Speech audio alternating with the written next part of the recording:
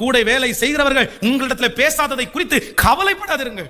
அவங்க கூடி கூடி பேசுறத குறித்து கவலைப்படாதுங்க. உங்களை மட்டும் தனியா கார்னர் பண்ணி ஒதுக்குறத குறித்து கவலைப்படாதீங்க. உங்களோட பேசுறதுக்கு ஆண்டவர் இருக்கிறார். உங்களோட பந்தியில சாப்பிடுறதுக்கு கர்த்தர் இருக்கிறாரு. உங்களை விசாரிக்கிறதுக்கு கர்த்தர் இருக்கிறாரு. உங்களை மகிழ்ச்சி ஆக்குறதுக்கு கர்த்தர் இருக்கிறாரு. ஆண்டவர் இருக்கிறாரு.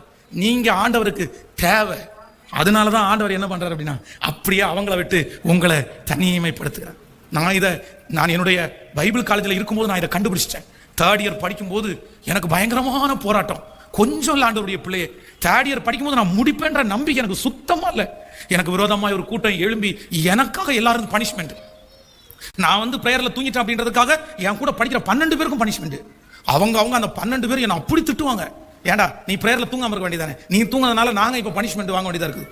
எத்தனை போராட்டம். ஆனா நான் ஒண்ணு பண்ணேன், எல்லாரும் தூங்குனதற்கு பிற்பாடு யாருக்கும் தெரியாம மொட்டை மாடியில போய் வெறும் அந்த சிமெண்ட் தரைக்கு மேல முழங்கால் இட்டு ஆண்டவரை பார்த்து சொல்லுவேன், ஆண்டவரே உங்களை தவிர எனக்கு வேற யாரும் இல்லப்பா, யாரும் இல்லப்பா.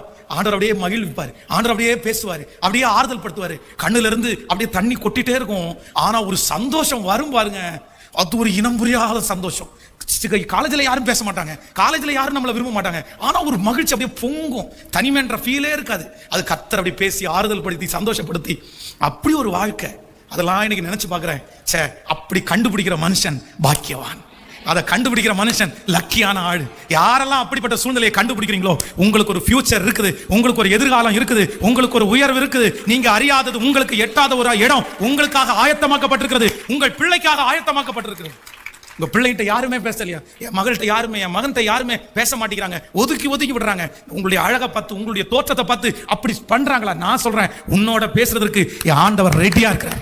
உங்களோட பேசுறதுக்கு என் ஆண்டவர் காத்திருக்கிறார். நீங்க ஓடி வாங்க, ஏசப்பான்னு கூப்பிடுங்க. அவரே ஆறுதல் படுத்தி பலப்படுத்துவது மட்டுமல்ல, உன் சத்துருக்களை விட கர்த்தர் உன்னை பெரியவனாய் பலப்படுத்தி அவர்களுக்கு முன்பாக உன்னை நிறுத்துறாரா இல்லையான்னு அப்புறம் பாரு.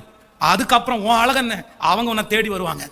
உங்க பர்சனாலிட்டி என்ன, அவங்க உன் முன்னாடி நிப்பாங்க. அன்னைக்கு அவங்க அழகா பார்க்க மாட்டாங்க, அன்னைக்கு அவங்க பர்சனாலிட்டியை பார்க்க மாட்டாங்க. ஏன்னா கர்த்தர் அதை பார்க்கிற அளவுக்கு அல்ல, அதை பார்க்காத அளவுக்கு எட்டாத உயரத்துல உன்னை கொண்டு போய் நிக்க வச்சு அழகு பார்க்கிற தேவனுக்கு நன்றாய் கரங்களை தட்டி, நல்ல தலைக்கு மேல கரங்களை தட்டி, தலைக்கு மேல கரங்களை தட்டி, ஹalleluya ஹalleluya. சோ என் கூட பேசும் ஆண்டவரே, எனக்கு நான் உங்க கூட இருக்கட்டும் ஆண்டவரே, நான் உங்க கூட இருக்கிற ஆண்டவரே, நீங்க உங்க கூட என்ன வச்சுங்க ஆண்டவரே. பரவாயில்ல ஆண்டவரே, என் கூட யார் பேசலாட்டாலும் பரவாயில்ல ஆண்டவரே, நீங்க பேசுங்கப்பா, நீங்க பேசுங்கப்பா.